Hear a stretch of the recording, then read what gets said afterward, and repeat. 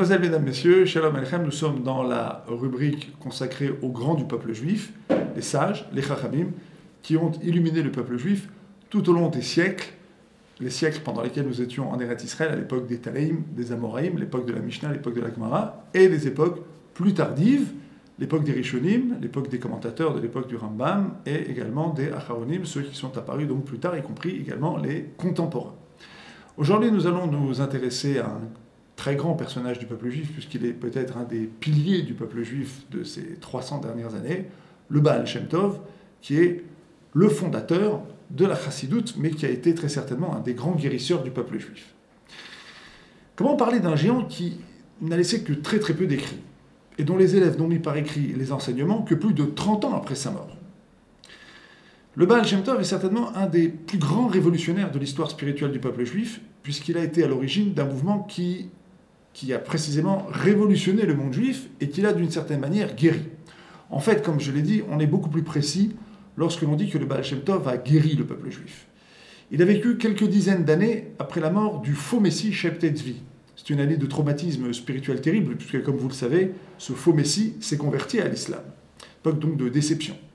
Il a vécu à l'époque du mouvement messianique franquiste, dont le chef finira lui aussi par se convertir, mais cette fois-ci au christianisme. Le Baal Shem Tov, de son vrai nom, Rabbi Israël, fils de Eliezer, est né dans des conditions miraculeuses. Son père et sa mère étaient presque centenaires au jour de sa naissance, à Okopik-Gouri.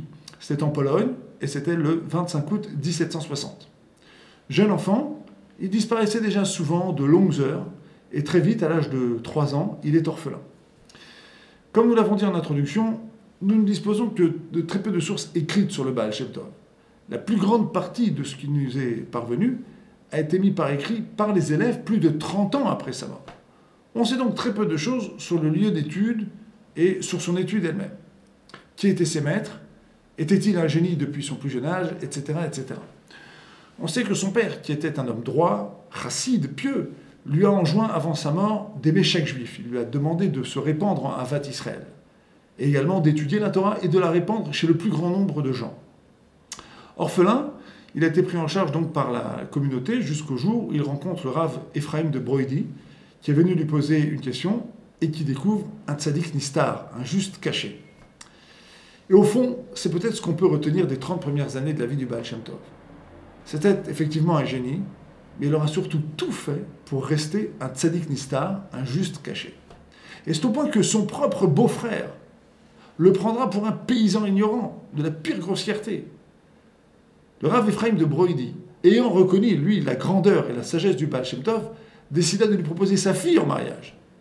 Et lorsque le Rav Gershom, le fils de Rav Ephraim, vit arriver le Baal Shem Tov, il tenta de persuader sa sœur, sa propre sœur, de ne pas se marier avec lui. Donc il avait très bien su se cacher. Pire encore, une fois que le mariage a tout de même été célébré, le jeune homme s'installe donc chez le beau-frère, et lors des discussions, comme il y en avait beaucoup à cette époque, entre Rav Gershom, qui est le Rav de la ville, donc on vient souvent consulter, et des discussions avec ses invités, lors des discussions avec les invités, le Baal Shem Tov se conduit comme un rustre, un ignorant, un paysan de la pire grossièreté. Alors pour le beau-frère, c'en est trop.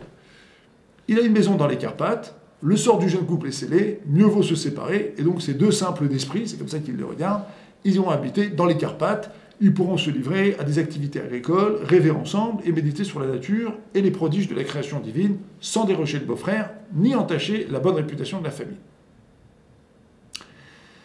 C'est ainsi donc que le Baal Shem Tov s'installe dans les Carpates, et entre-temps, donc, les choses vont avancer pour lui. On sait aujourd'hui, par ses élèves, que les premières révélations vont se produire en 1734, en 5484 du calendrier juif. Le Baal Shem Tov est tout de même devenu enseignant. Il a été chamash d'une synagogue, shochet, abatteur rituel. 2 enfants sont nés également, Adel et Tzvi Hirsch. Et sa réputation, surtout de Baal Mofet, de faiseur de miracles, a commencé à franchir les frontières. Son propre beau-frère, enfin rassuré, a fini par découvrir la grandeur du Baal Shem Tov. Il deviendra d'ailleurs un de ses disciples. En 1740, sa réputation n'est plus à faire. Depuis 1736 déjà, donc il est connu comme un Baal Shem Tov. Littéralement, c'est un possesseur des noms divins, c'est-à-dire quelqu'un qui est capable, par les prières qu'il va composer avec des noms divins, de faire des miracles. Il s'installe à Medjibodj, en Pologne, qui devient donc le centre de la diffusion du chassidisme. Qui est le maître du Baal Shem Tov? Qui lui a enseigné la Torah? Dans un ouvrage qui a été écrit par Rabbi Yaakov Mipolana, le Toldot Yaakov Yosef, il est rapporté que le Baal Shem Tov a étudié, tenez-vous bien, avec Achia Shiloni, ce qui signifie que ce prophète qui a vécu quelques centaines d'années avant lui se manifestait à lui. Or, qui était Achia Shiloni? Il n'était autre que le maître de Eliyahu Hanavi. C'est lui donc qui lui rendait visite et qui l'a initié au secret du maniement des noms divins. Chose qu'on ne peut faire qu'avec un individu qui est déjà Talmid Chacham, sage, et qui est Kadosh, qui est saint. Et c'est tout cela qui lui permettra donc d'accomplir des miracles. Dès 1735, le Baal Shem Tov diffuse la pensée chassidique. Il devient rapidement respecté par tous les Talmidei Chachamim, tous les érudits de son époque, comme par le peuple. Ça, c'est peut-être aussi l'autre particularité, c'est celle peut-être qui fait la particularité des grands du peuple juif. C'est à la fois cette jonction qu'ils sont capables d'opérer entre le peuple, des gens souvent ignorants, et les grands Talmidei Chachamim de leur époque. Son message, il est très clair.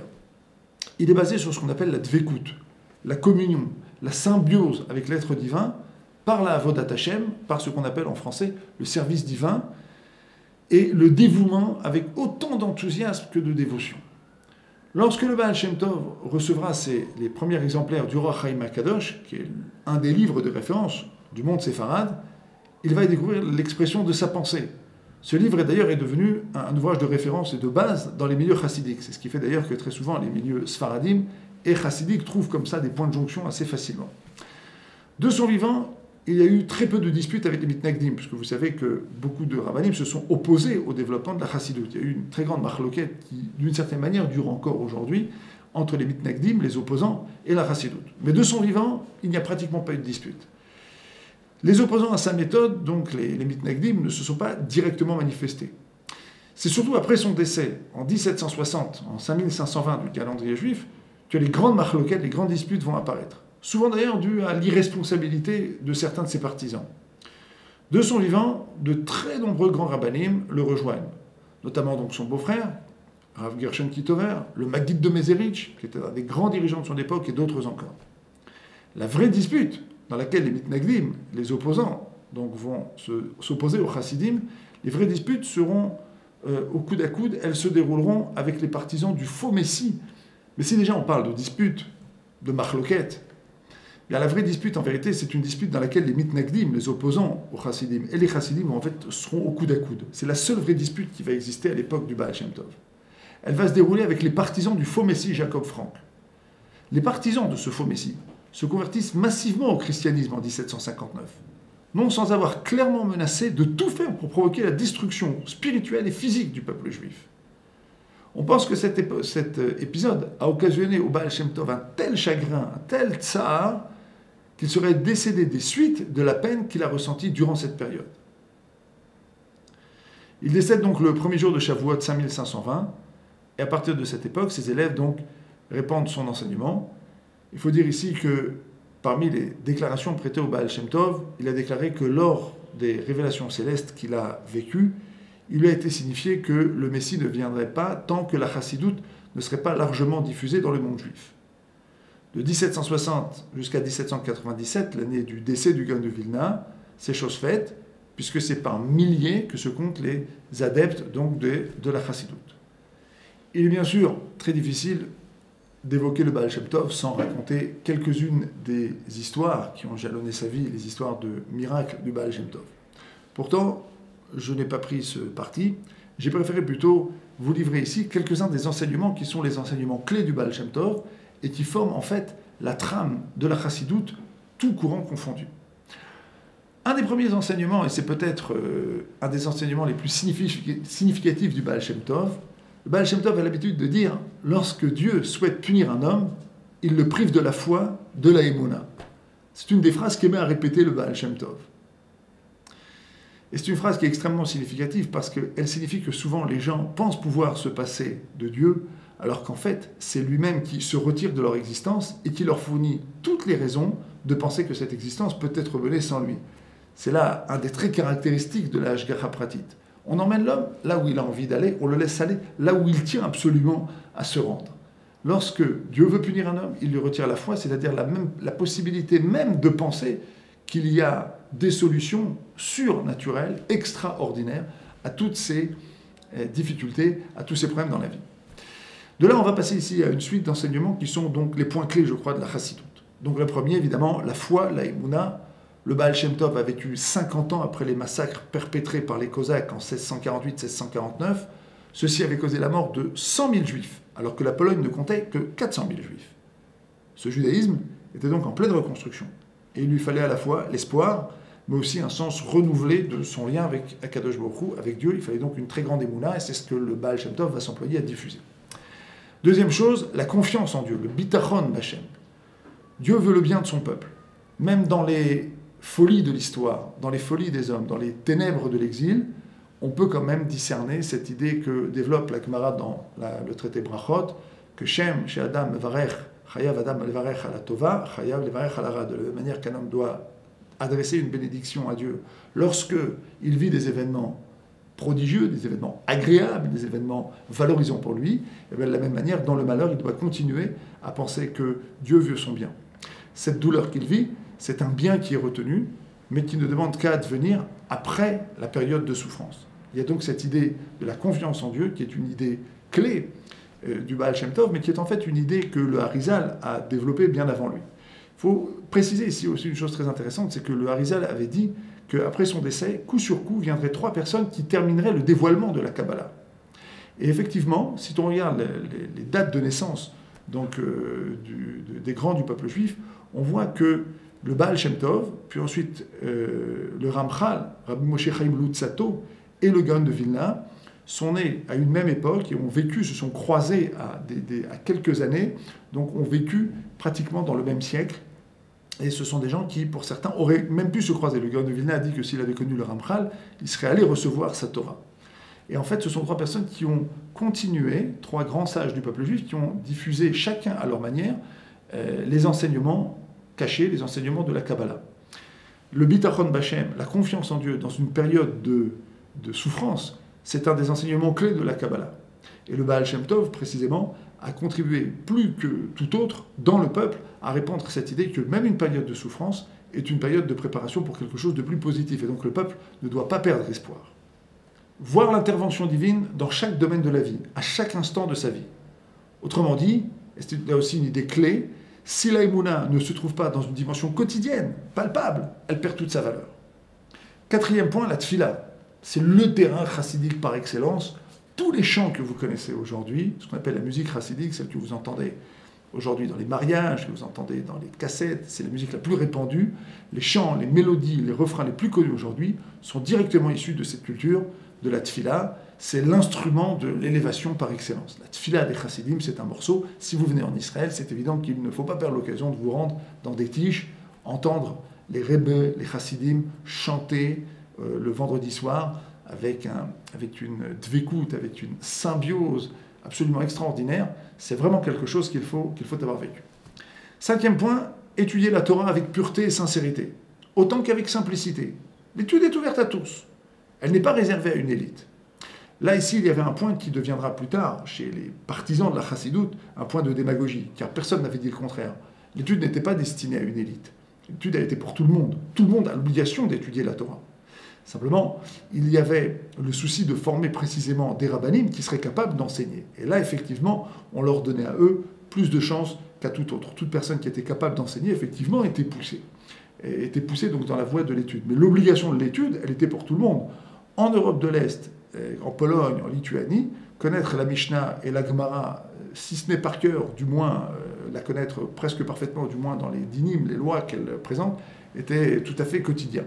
En tout cas, les chassidim considéraient qu'elle n'était pas réservée à une élite, et le judaïsme, en vérité, qui n'a jamais dit le contraire, pour que les chassidim aient besoin de le dire et d'en faire un drapeau, eh bien, le judaïsme, des mitnagdim notamment, s'est un peu opposé avec les chassidim sur ce point-là. Mais avec le temps, cette marloquette s'est éteinte, puisque Rabbi Chaim de Volojine, qui était l'élève du Gaon de Vilna, a contribué précisément à calmer les esprits, et à partir de son époque, c'est après la mort du Gaon de Vilna, au début du XIXe siècle, à ce moment-là, la marloquette s'est calmée. En tout cas, cet enseignement qui nous dit que précisément la Torah c'est pour tout le monde et qui a été répandu dans le peuple, qui a redonné au peuple confiance dans la faculté du Limud Torah à transformer les individus, à leur donner la simcha, cet enseignement est venu à temps pour mettre les juifs, tous les juifs, du plus simple au plus élevé, devant sa responsabilité. Nul n'est quitte de l'obligation d'étudier et de recevoir l'enseignement d'un maître. Et c'est ce qui a fait que le niveau du Limud Torah a d'une certaine manière redémarré donc dans l'Europe et notamment en Pologne. 6e point, l'amour du peuple juif.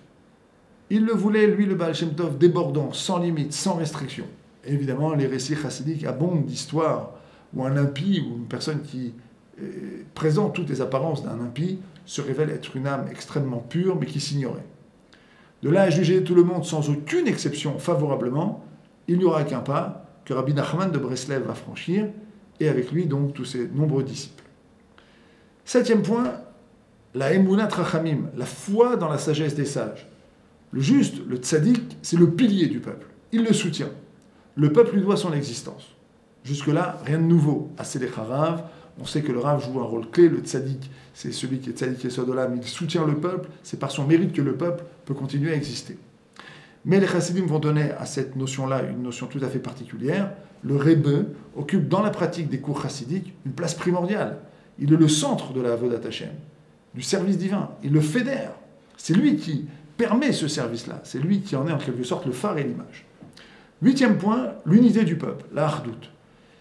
Éviter d'une certaine manière les disputes. Alors au point de départ, effectivement, ça a été plutôt raté, parce qu'effectivement, la volonté de faire connaître la chassidoute a emmené effectivement certains partisans vers des disputes. Mais très rapidement, très rapidement, les chassidim deviendront un facteur de shalom.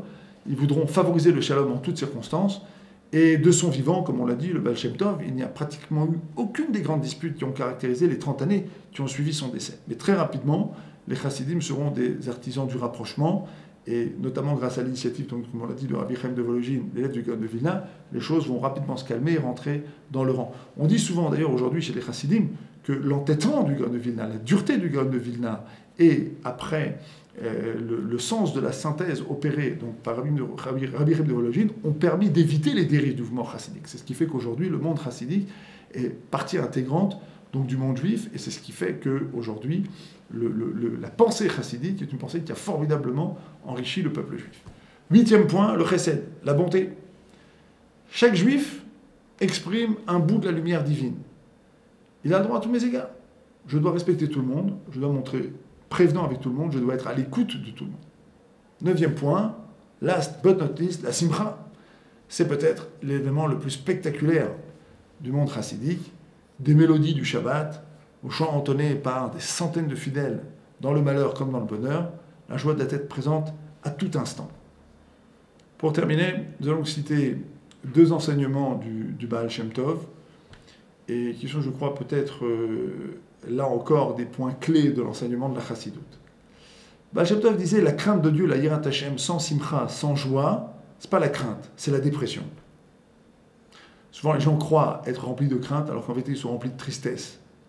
Et que leur crainte devient en fait l'instrument de leur tristesse, et c'est la raison pour laquelle très souvent ils ne sont pas compris, parce qu'ils croient faire preuve de tzidkout, ils se montrent comme des tzadikim, comme des justes, alors qu'en fait ils ne sont que des casse-pieds. Le Baal Shem Tov, lui, avait l'habitude de dire que la vraie crainte, elle va avec la simcha, elle marche avec la simcha. On ne peut évoquer de joie authentique sans être habité par une crainte authentique et profonde vis-à-vis d'Akadosh Baruch Hu et vis-à-vis de son projet. La source de la tristesse, disait le Baal Shem Tov, c'est l'orgueil, quand un homme pense que tout lui est dû. Rien ne m'est dû, dit le Baal Shem Tov. Je dois tout au Créateur. Je lui dois donc une vie qu'il me faut maintenant partager. C'est la source du chesed. C'est d'abord la gratitude. Si je pense que tout m'est dû, je ne dois plus rien à personne, ni même à Dieu. Et on pourrait multiplier comme ça, à l'infini, les citations, qu'il nous suffise de savoir que la chassidoute a sauvé des milliers de juifs de toutes sortes de maux, et en premier lieu de celui du désespoir dans une époque où on pouvait y plonger très facilement. Je vous dis à très bientôt pour une nouvelle présentation des personnages, des grands personnages du peuple juif. On s'intéressera très prochainement au Chida, un des grands sages du peuple juif qui a rencontré la reine Marie-Antoinette et également a vu Louis XVI. À très bientôt.